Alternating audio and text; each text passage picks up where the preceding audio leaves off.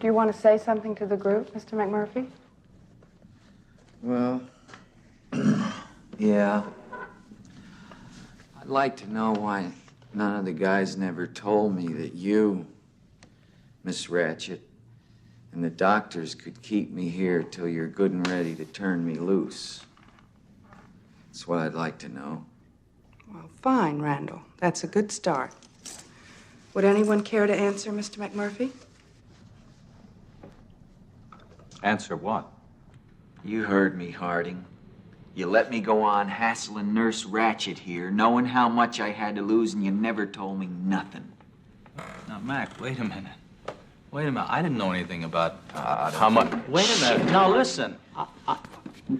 Now, look, I'm voluntary here. See, I'm not committed.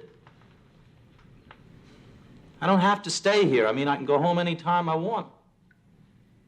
You can go home anytime you want. That's it. You're bullshitting me. No. He's bullshitting me, right? No, Randall. He's telling you the truth. As a matter of fact, there are very few men here who are committed. There's Mr. Bromden, Mr. Tabor, some of the Chronics, and you.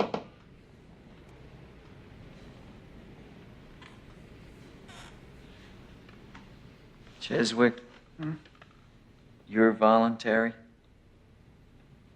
Mm-hmm. Scanlon? Billy, for Christ's sakes, you must be committed, right? No. Okay.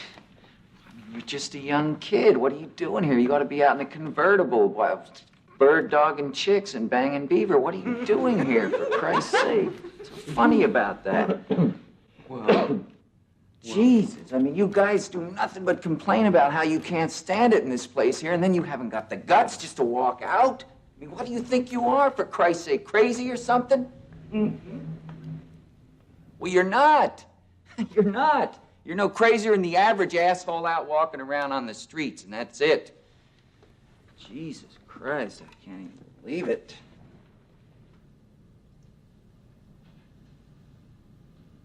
Those are very challenging observations you made, Randall. The pod bay doors are open. Welcome once again. I'm your host, Jerry Dean Roberts of ArmchairCinema.com. Seated here with my crazy mix-up co-host, the critic, dare I say legend, from TalkMovieMe.com, Mr. Doug Heller. How the heck are you today, sir? Juicy fruit.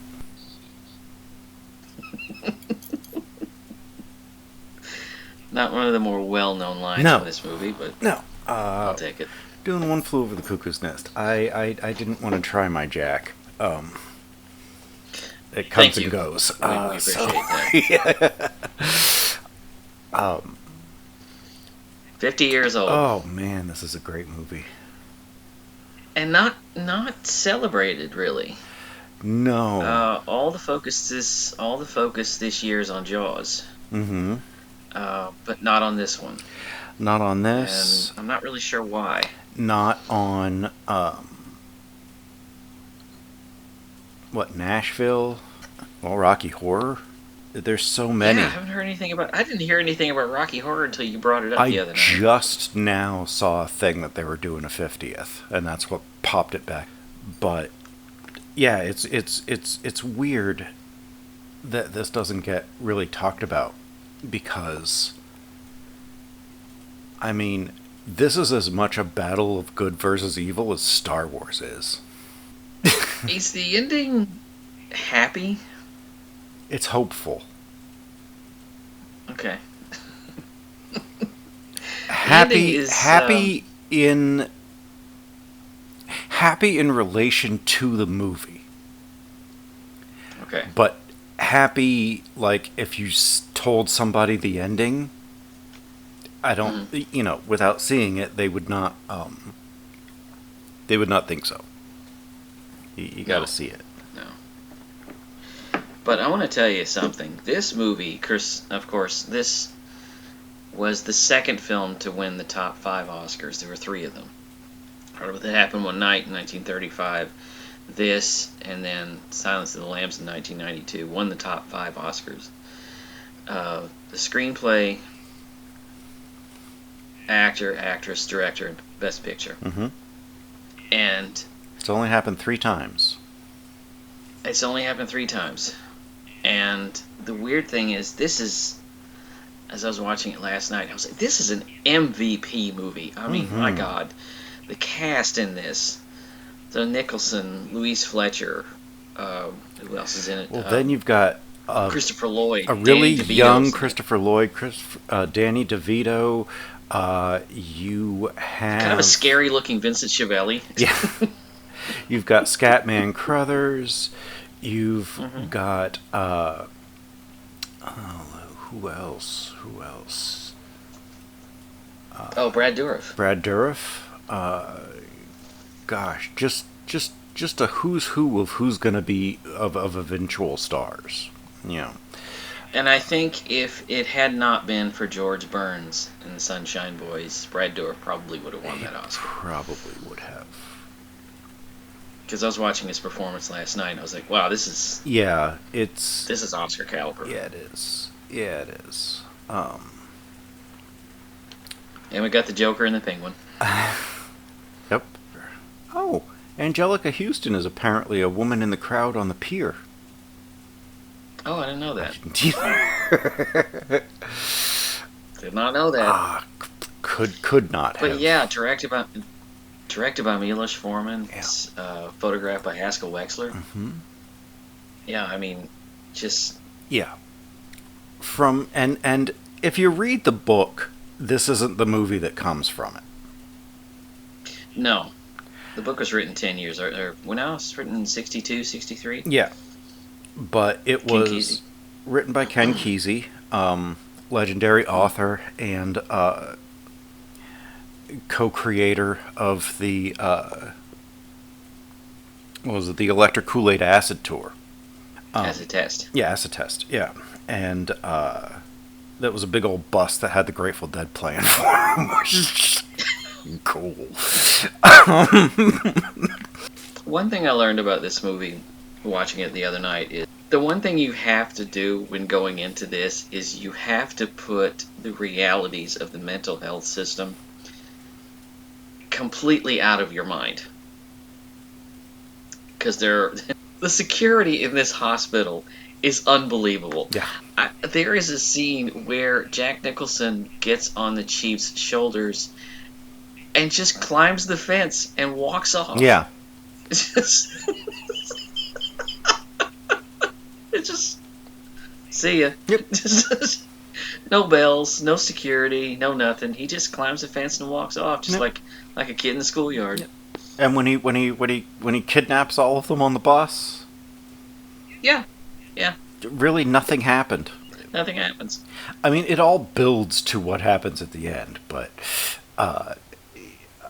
Well, it does, but just how they managed to get away and get on a boat, how they managed to get hookers into the I don't think they See were prostitutes into the place. They weren't prostitutes. They were just friends of his. or just party girls. Yeah. Yeah. Yeah. It's like to have a good But time. I mean, just the lack security in this place is unreal. Yeah. he sees a squirrel on the thing. He's like, Yeah. oh, it's not electrified. I can get out of here. Yeah.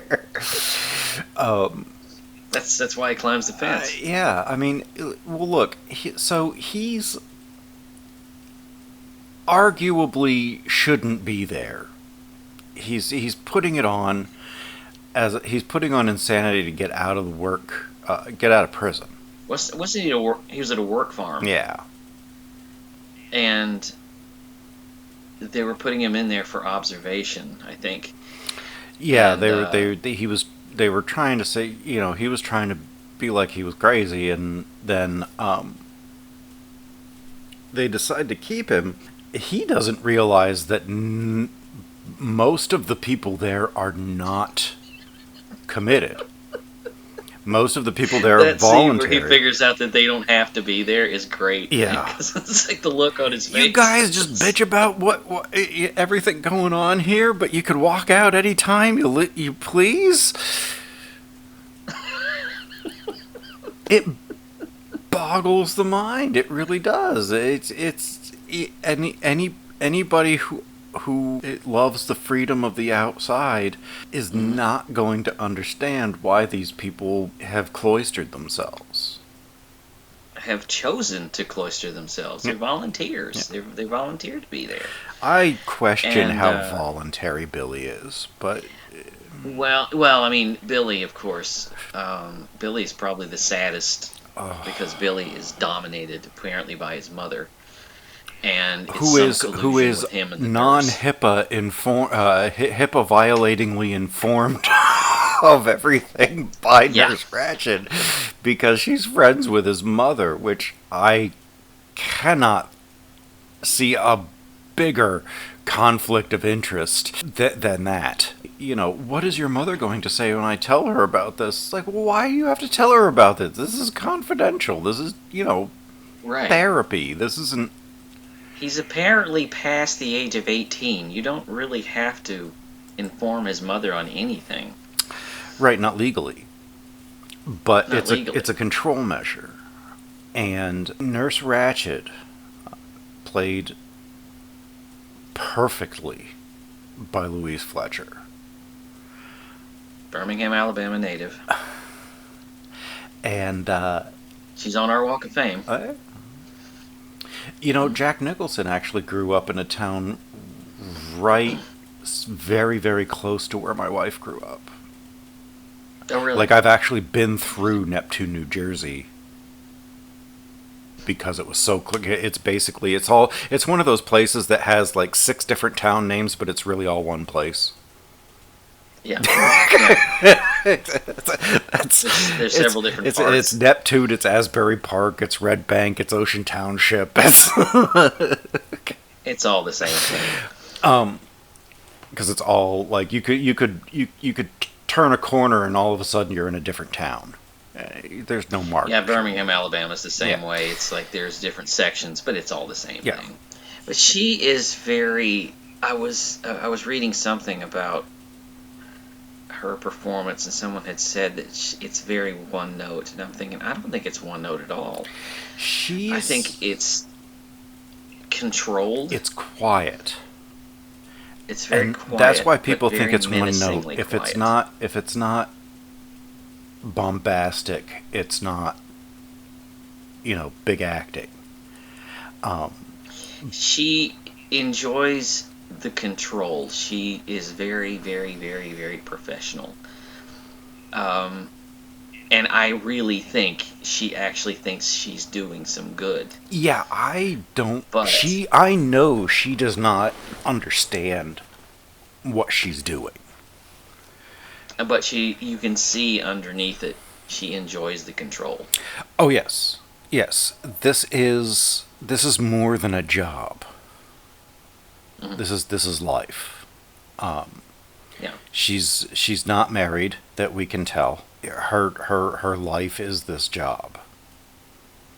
She comes in looking like she's wearing a cape like from the Civil War. Yeah. It's like it's. And I know that back then nurses still had to wear those stupid caps, but just the way she is, the way he comes in, and he sort of tries to be the fly in the ointment, and she's the one with the rope, and she pulls it back in. Right, as she tries to pull it back in. He's not the first McMurphy she's run into. Right. You can tell that. He's definitely the most destructive. Mm-hmm. And the least able to be controlled.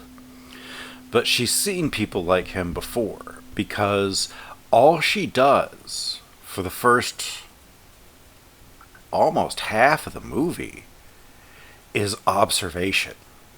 She's watching him, seeing what he does, how he moves, what makes him tick, so that she can then start exercising these other control mechanisms, like the vote on the World Series. How the chief raised his hand, but she adjourned the meeting, and according to her rules, the vote was closed, and therefore he can't get what he wants. And she's smart enough to know that half of those guys don't even know what they're doing. You know, they're not in on this. No. They're just doing it because he said so. They're giving into pressure, but I love how she has a way of, through her experience, she has a way of deflating whatever he's trying to do, because when they come up for medication. If Mr. McMurphy doesn't want to take his medication orally, I'm sure we can arrange that he can have it some other way. But I don't think you'd like it, Mr. McMurphy. You'd like it, wouldn't you? Well, give it to me. And the smile just disappears from his face. Like, he slowly starts to realize that his disruption isn't disrupting. Right. And she has a way of pulling it back in. She's the one pulling the rope. So he just ups his ante. Consummate gambler. He ups the ante, and he takes them out on the fishing boat. He brings in... stages a fictionalized World Series. Oh, that is such a beautiful moment. It is. It is so gorgeous. He keeps going until they just decide to exercise the greatest control that they can. He doesn't understand that his prison sentence is now null and void. Yeah. And when he... which I think he got shoved into this because they just got tired of dealing with him. Yeah. And so he finds out that all of his acting out and everything is just keeping him there longer. Like, he thought he would get out in however long his sentence was. But this was just a change in venue. But, yeah, he discovers that, and you would think that then he would start reining himself back in. But no. He's been backed. It gets worse. He's been backed into a corner.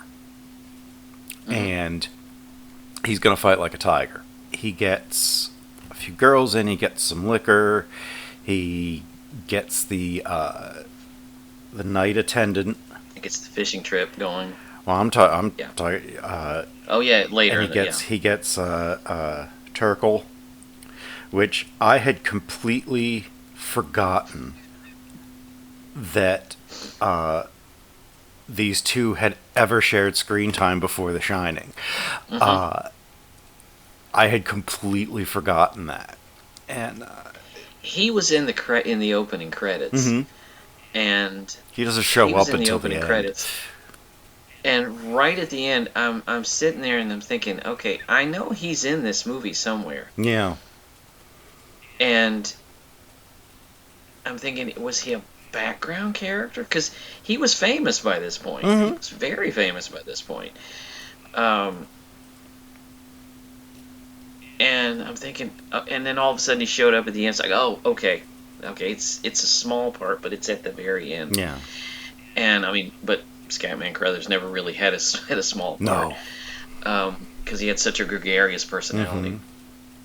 And he, this, by the way, is the third film we've talked about with Scatman Crothers. We've also talked about The Shining and the Twilight Zone movie. And, but the scene at the end with the party is almost really hard to watch, because you realize this is where everything is going to fail. Right. When they're about to leave. Yeah. And he gets sentimental about Billy. lets them stay. Everybody falls asleep. Mm-hmm. And then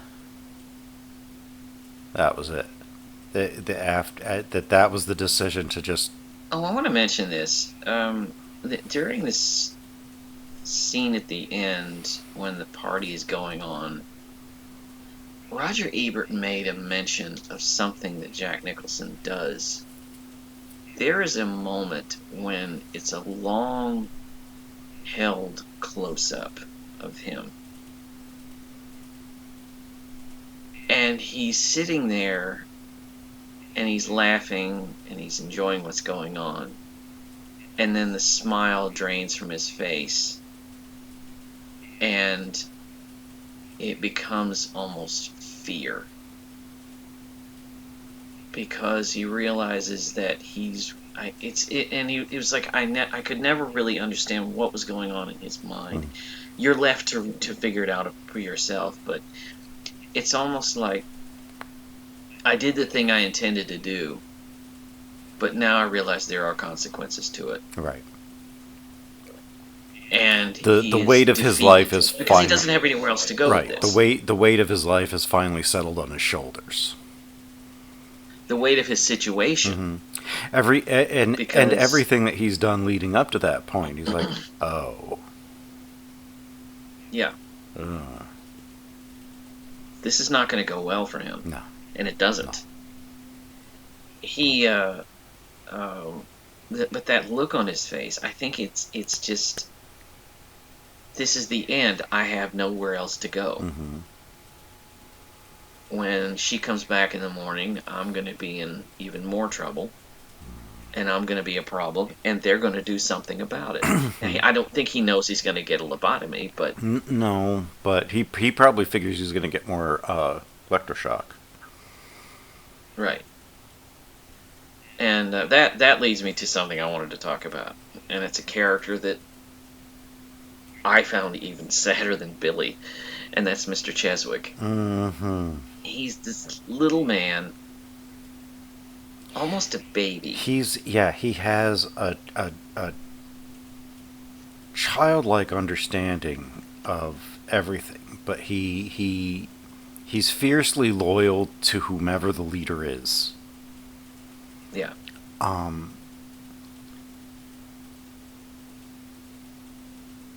And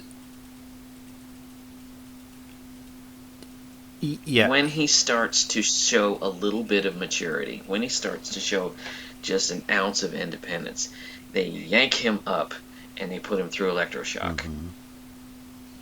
But when McMurphy comes in and shows his influence, it is not a destructive growth. No.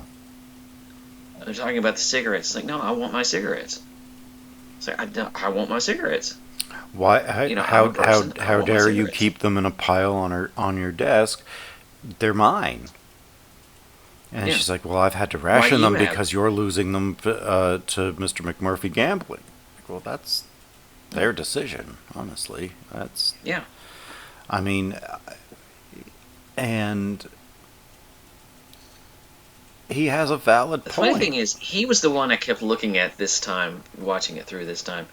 I kept watching him because he's, like you say, fiercely loyal to whoever's in charge, or basically fiercely loyal to whoever he's associated with at that moment. Mm-hmm. And but his demeanor is an 8-year-old. Mm-hmm. But given a little bit of authority and a little bit of thought and a little bit of independence, he seems to grow up a little bit. Yeah. Just a little bit. And it's and I think that stands for everybody. Mm-hmm. If you just open the door just a little bit. Mm-hmm. And I do wish to note a sad side note for the actor. Sidney Lassick. Sidney Lassick. His career fell apart so hard that by the early 90s he had to be in Cool as Ice, which is the Vanilla Ice movie. Boy. in a prominent role, like he didn't just show up, like he is a character. Yeah. It's bad. Yeah. It's bad. Oof. It's like Cheswick on the outside with somebody who is just as kooky as him, and they're trying to run a kind of a like a mechanic shop, and oh god, it's sad. It's so sad. I want to talk about this film was photographed by Haskell Wexler. And, the only way I can really deal with this movie is to note that this was at the very end, or kind of toward the end of the darker auteur era. Mm-hmm. And you can imagine how this movie would have been made later. Yeah. Because it would not have been as grimy. And earlier. Yeah. If Kirk had gotten to make it, Kirk Douglas. Kirk Douglas, his son Michael Douglas, also actor, Oscar winner for Wall Street, was a producer on this. Won his first Oscar for this. One of the very few actors who actually has a production Oscar and an acting Oscar. Very, very few do. If people like Olivier, they gave him the actor but not the director. People like Redford and Woody Allen, they gave him, and Costner, they gave him director but not for actor. And right. It's very rare. Nominations but not wins. Right. But I can imagine this would have been later on made to feel a little more comfortable. Yeah. But in this ward, you can see the grime, the sweat. You can smell this place. Yeah. And it doesn't smell good. No, because everybody seems to be sweating. Yeah. Yeah. Sweating, and then you get the cases that are just kind of sitting around that maybe they don't get up to go to the bathroom, and right, the guy in the wheelchair. Yeah. I was thinking about that because it's backed against the chief, who I've never seen an actor more beautifully photographed. Just something about the way he photographs is so beautiful. Particularly when he's sitting on that bench with Jack Nicholson, and they do these beautiful close-ups. Mm-hmm. And he hands him the juicy fruit, and he says, Some gum?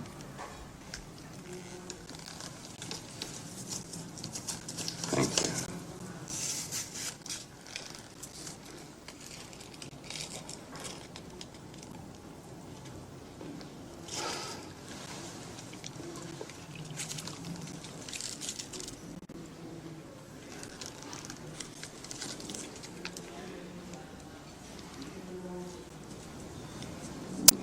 Juicy fruit. Boy, you sly son of a bitch, Chief. Can you hear me, too? Yeah, you did. Well, I'll be goddamn, Chief. And they all think you're deaf and dumb. Jesus Christ. You fooled them, Chief. You fooled them all. God damn. What are we doing in here, Chief? Huh? Yeah, and he's like, what? He has been putting on being deaf and dumb for decades.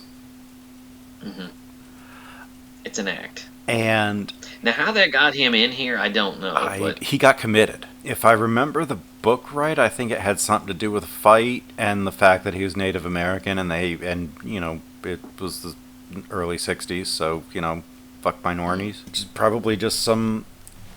They either wanted his land. where he committed a crime. Yes. They decided that he did something violent or something like that, but he's been there, and the novel is from his perspective. Yeah, he tells the because story. he is the silent observer through the whole thing. Mhm. And I love how integral he is, even when, even before, you know, he gets to be a huge part of it. Like, McMurphy just goes up to him day one, and they're like, "Oh, And he's is deaf being and dumb. He racist. can't hear you." And he's like, "I don't believe that." He's trying to. Yeah, and he starts dancing around. He's doing that to get a rise out of it. Yeah, and it's like you can tell the look on his face. It's like, okay, I see this about every other day, Mhm. so this is nothing new. But then you realize, as you do with a lot of these guys, you realize that there's a little more depth. There's a person in there. Mhm. And there's that scene where Nicholson comes to see him, and he starts talking about his father. Yeah.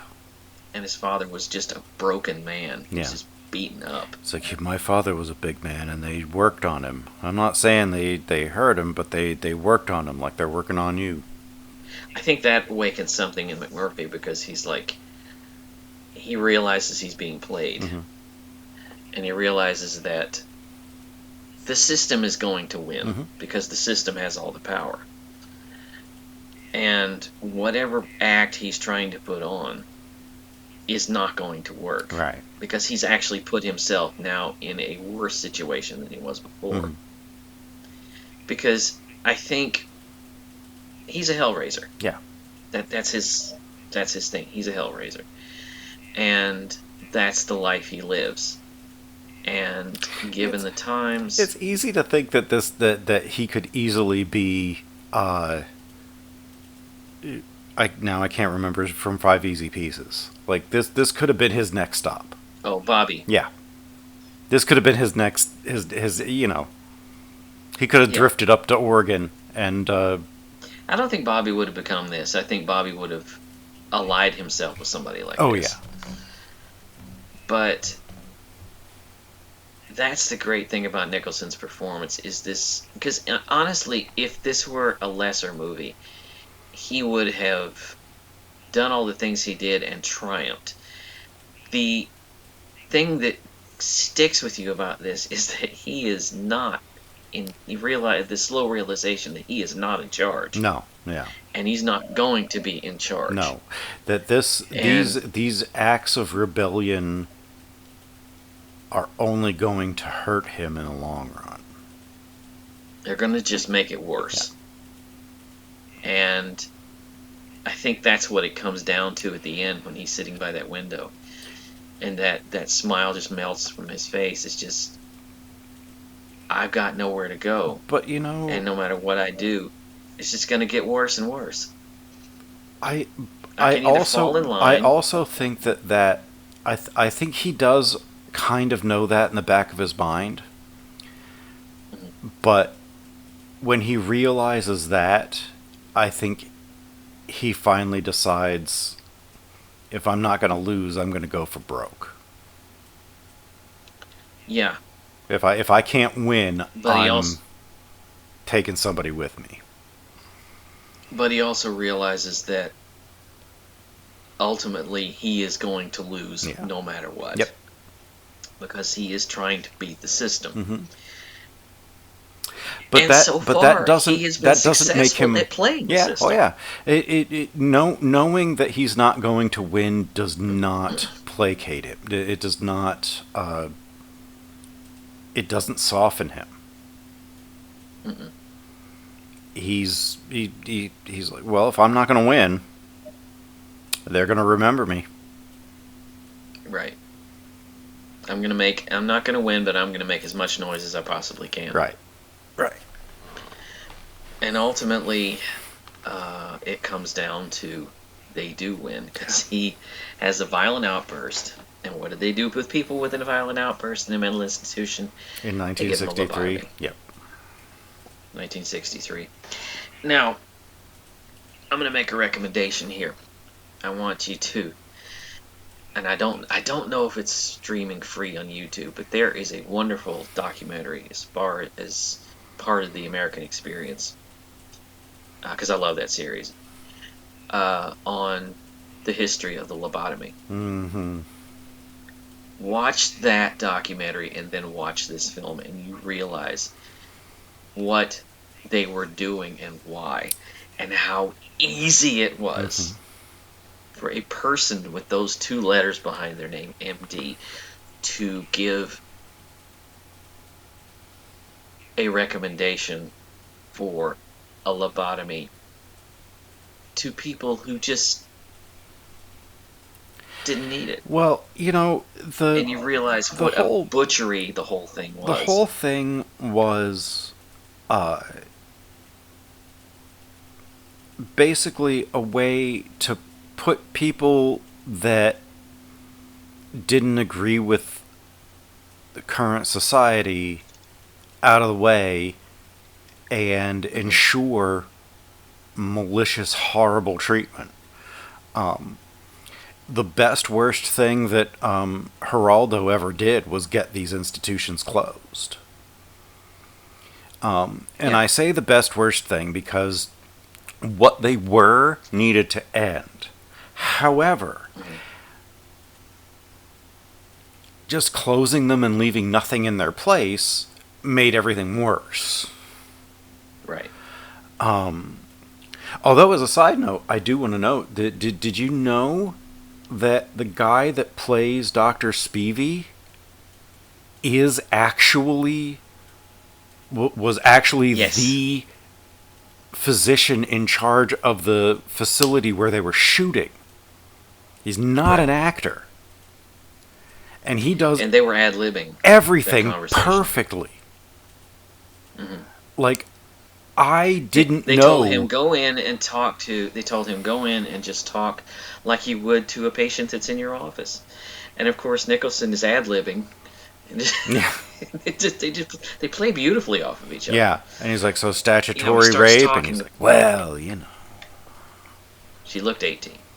She was 15 going on 35. You know what I mean, Doc? And I mean, he picks up the picture with that fish, and they start talking and ad-libbing.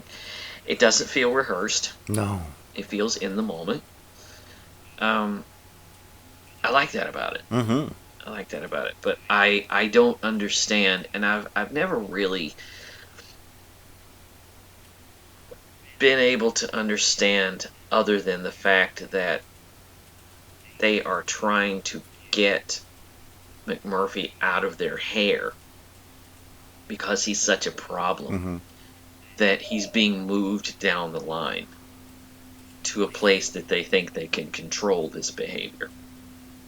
And it's like, I don't care what he's doing. It's like a teacher. It's like, I don't care what he's doing. Just get him out of my classroom. So the prisons are like, just get him out of here because he's such a disruption. And he ends up here, and it's a much more controlled environment than prison would ever be, because it's not chaining you to a wall. It's not chaining you in your cell. It's chaining your mind. But also it's chaining you to your bed. Well, what I'm saying is, but yes. It's meant a much more mentally controlled. It's not the physical control of prison. It's it's mental control, and it's a place for everybody who was inconvenient. Not just violent offenders or people like McMurphy, but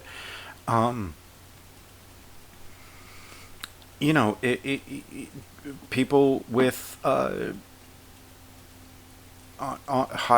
on the spectrum with autism or Down syndrome or any like the Kennedy sister. Yeah, any other kind of learning disability that made you just seem like you couldn't, that made you not want to fit in with society and be an individual. Being an individual was not what America was about then. And it's scary to think that at this time... Now, I wanted to ask you this. When does this movie take place? 1963. Does it say that? Not in the movie. Because I was going to ask that myself, but then when I was reading it I was looking at IMDb, it says in Portland in 1963. I was like, okay, they're in Oregon, and it's Does the 1963. movie ever say that? No. But it never feels like it's assume- set in 1975. It always felt No. earlier to me. It always felt, it always felt a little I earlier. thought kind of but they like don't have to 50s, state it. 60s.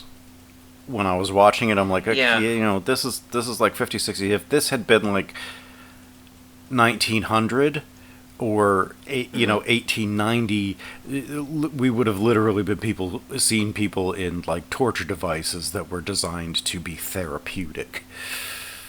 Yeah, watch Quills. Yeah. You know, it would have been like that. It's scary to think 1963, not probably even later, that if you had enough money, if you had enough clout, all you had to do was take a person, particularly a relative, to this institution and sign a couple of forms. Mm-hmm. And they are put away for the rest of their lives. Mm-hmm. All you do is just say, "Hey, he's a disruption.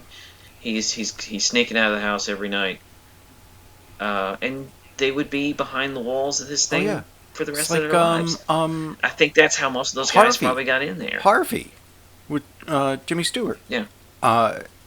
She calls her friend a judge that and has him write up commitment papers. Why? Because he's a little weird and kind of embarrassing. Because he doesn't fit in with their high society stuff. So he's a problem. He's inconvenient. That's what a lot of these things were. We're just getting rid of inconvenient people that embarrassed you, or that you didn't want to deal with. Well, you know, Doctor, I've wrestled with reality all my life, and I'm happy to say I finally won out over it. But yeah, it's amazing. You take a relative that you don't like and that is annoying to you, and all you have to do is pick them up, put them in the car, take them into a mental institution, sign a couple of forms, and they're out of your hair. Mm-hmm. And they're not a problem.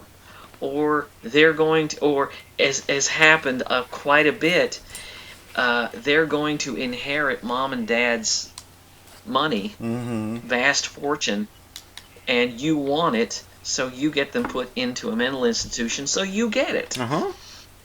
That happened a lot. Yes. Like a lot. Like, it's genuinely disturbing. Like a scary lot. Yeah. And but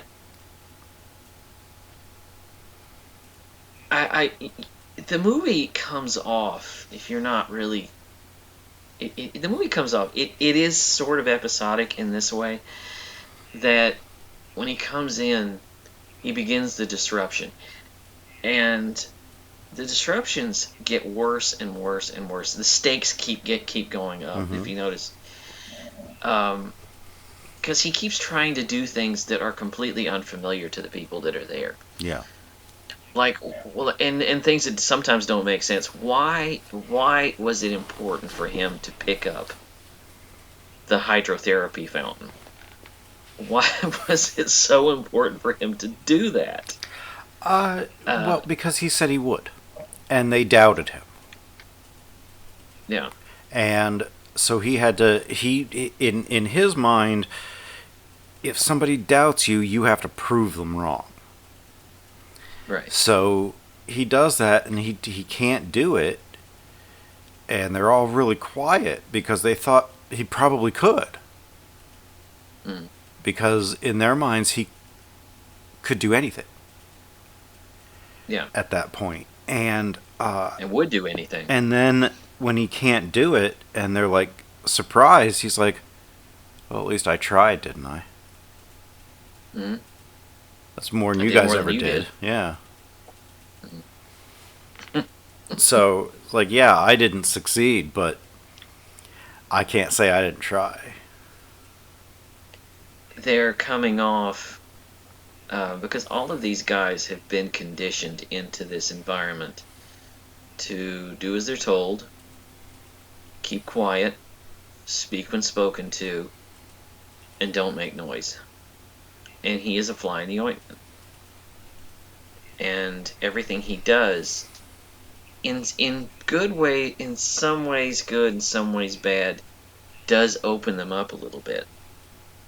Like Mr. Cheswick, is that unfortunately he's opened up, but then pulled back in. Yeah. By getting the electroshock. I mean, it's a bucket of crabs. And yeah, it is. And but it's two steps forward, three steps back for everybody. Yeah. And in the end, I'm always wondering. Where's the chief going to go? Canada. Canada. Yeah. Nobody's really going to go looking for him. I mean, who's? But as I said at the beginning, this is not a movie where you go and look for the realities of the mental health system, because a lot of the stuff in here wouldn't be happening. But in the end, this movie is a crowd pleaser. Yeah. That's what it is. That's what it's meant to be. As gritty as it is, it's not nearly as realistic as what it could have been at the moment, at the time. You know, it's a little sanitized, but yeah, the way that these guys are henpecked, and Harding is just there because he is overwhelmingly paranoid. Yeah. And so he can't function in the world because the only thing he's thinking about is that other men find his wife attractive and that she's cheating on him. You know, a conversation would probably resolve a lot of the issue. But he's so smart, he's made himself an idiot. Yeah. Because he has elevated everything to a point where now he can't think of any other reason other than it'll just come apart. Right. Like he's defeated himself. Right. And all of them are sad. The all of the ones that you get like a story to are just tragic. Harding, Billy, Cheswick. Even though you don't really get a lot of his background, he's just you can see it, though. He's just a sad figure. I appreciate the fact that you don't have to have a backstory, you don't have to have an explanation, because in his personality and his performance, you can see it. You can see what got him here, and like you can see what's keeping him here. Martini is just a child. Yeah. He's developmentally disabled, and that's it. He's not a harm. He's not a bother. He just doesn't understand. Christopher Lloyd, I still don't really know why he was there. He's just... I think he's a misfit. Yeah. Immature. An immature misfit. He's smarter than probably even he realizes, but...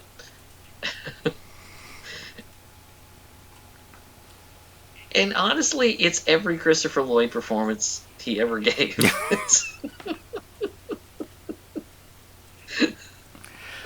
I don't know.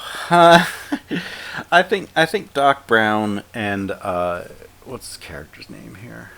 Tabor. Judge Doom. Yeah, I think that they're Krug. I think that they're pretty different characters. Yeah, they're different characters, but they're all kind of on the same.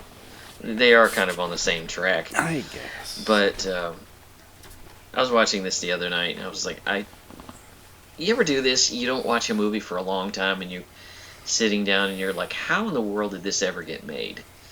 Because you can imagine, as MVP as the cast and crew of this movie are, you can imagine how this would have been in later years. This would have been the dream team. Oh yeah. Essentially. That basically that tells me movies from the 70s and movies from the 80s, because this would have been the dream team. Yeah. Not as nuanced, and I shudder to call it a comedy. It's listed on the Wikipedia as a comedy drama, but I'm thinking I don't really see it as a comedy at all. The reason that it's labeled a comedy, or at least partially in some places, I think, is because if you're not really paying attention, if you're just watching it to watch it, his antics are funny. Yeah. And there are a lot of moments of humor in it. Mm-hmm. But if you're paying attention, you also know that this is not fun or funny. Yeah. And I think it's just a You're lot of watching it as a movie. Right. I think a lot of the antics and everything, they're like, oh, this is really funny stuff, and then it gets really dark. And there's a suicide at the end, so that's... That's just hard. But it is such a crowd pleaser. The funny thing is, I was when I was doing my video and it happened one night, I made the note that within the Best Picture winners, there is a very short shrift when it comes to comedy. Mm-hmm. And either the movie is a comedy soaked in a lot of drama, it's a dramedy, Mm-hmm. or it's a very sophisticated kind of comedy, or it's a musical. Mm-hmm. And that's why I only consider 6 films out of the, was it 97 now? 6 of them I only consider straight up comedies. And I don't consider this really a comedy. I wouldn't call it a comedy, personally. I call it a dramedy. I would just call it a drama because, I mean, the thing about genres and classifications, that they're kind of useless. Like, they're not useless, but nothing is a perfect descriptor. No, Because there's even moments, there's a handful of moments in even like Barry Lyndon that make me go ha, that's it. Yeah. But ha, that was kind of funny. well, what I'm talking about is when it comes to assessing, as I am right now, assessing the Best Picture winners, and I'm looking down the list, I'm thinking, yeah, there are not a lot of comedies here. Oh no, Balls Out comedies don't win the Oscar. no. Except the closest that they've ever come was It Happened One Night in Annie Hall. Yeah. I mean, but they don't win.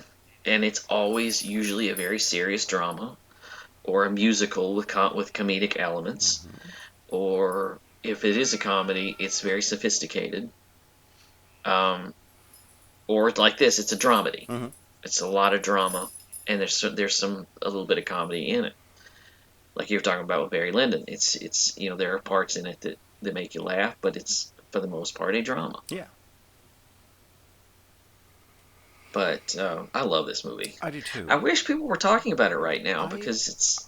I used to watch this an unhealthy amount of times when I was in high school. I really fell for this picture. And It is a crowd pleaser. It which is so weird knowing the movie to call it that, but it is. It's weird. Oh, and I want to make a trivia note about this. and I meant to bring this in at the beginning, but this was the very first movie on television that was reviewed by a pair of Chicago critics, Siskel and Ebert. And I want you right now, well, when this show is over, when this podcast is done, go and look up their review. They are so steeped in the 70s, the way they look. Gene has this amazing porn stash that, that is like 5 miles wide. And Roger is wearing a sports coat that looks like he cut up my grandmother's couch. It's so unbelievable. And they're so uncomfortable because it's their first show. But go and check that out because it's really funny. But anyway, Yeah. that's one of my channels, the Misadventures of Siskel and Ebert. I have to advertise my channels once in a while. Hey. But anyway, Yeah. So that's kind of all I got. self promotion. Yeah. Yeah, that's all I got. There's nothing wrong with some shameless self promotion. So next week, I'm not 100% sure. Shocktober. Yes, we're going into Shocktober, and I believe my first pick is going to be the aforementioned Rocky Horror Picture Show. All right. Because I saw this it's just a hell of once. a picture. I love it with the caveat of that I've never been to a midnight show. Yeah, But I've only seen it on television. But yeah, I'm looking forward to talking about that. That's a weird. I haven't seen this in 35 years. I saw it the week that it came out on video, and I haven't seen it since. I've seen it a handful of times, but yeah. So I think we'll do that. That's your first pick for Shocktober. Yeah. So that's what we have coming up. We're also going to be doing the Dead Zone coming up this year. Keep tuned. We're right here on YouTube. Hit the like, subscribe, notifications buttons there. We will let you know when we have our socials running and everything like that. But until then, we thank you very much for listening, and the pod bay doors are now closed.